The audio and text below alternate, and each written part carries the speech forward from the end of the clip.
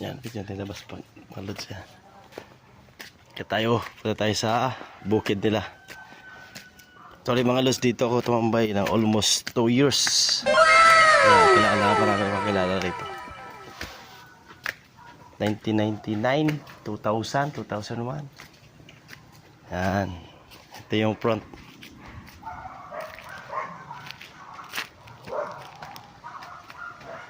Shout out, boy.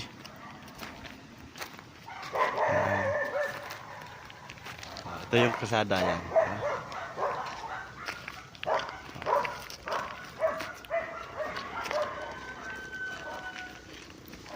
Almost 2 decades bago nakabalik at nakapasaloy dun sa Galate. Good afternoon mga lods. Welcome to my YouTube channel. Dito tayo sa farm ng pamangkin ko. Yan. Kanina nag-house tour tayo sa bahay nila, di ba? So, this time dito sila kuya, si ate. Yan, laki oh. Congrats sa pamangkin. Good luck and God bless. Ganda oh. Malapit sa Baguio.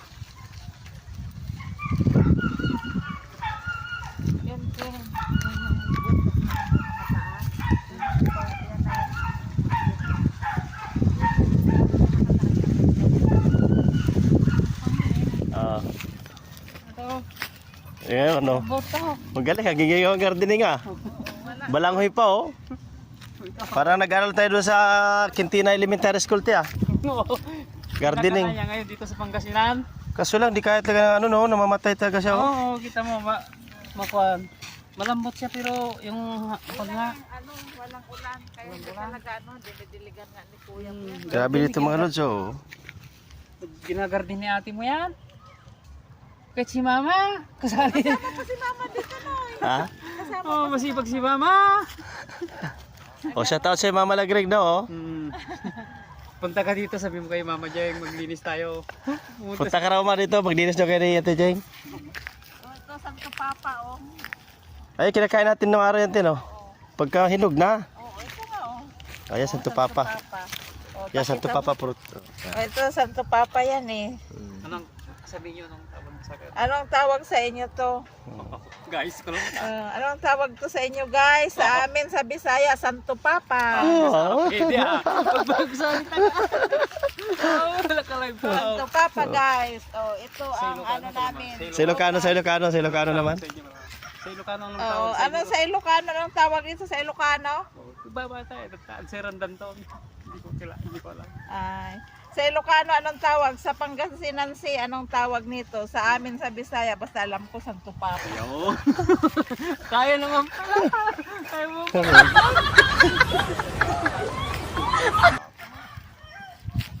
Sayang mga ano mga ate oh, yung mga saging oh. Kaya nga sayang no, hanggang doon na, tingnan mo na. Laki ng farm ng ate oh. Pero sa kay Raymond to. Oo. Yung sa kabila kay Lenlen. Kay Raymond pa rin. Ay kay Lenlen. Ay sa kabila kay Lenlen. Congrats sa inyo, dalawang pamangkin ha. Sana all.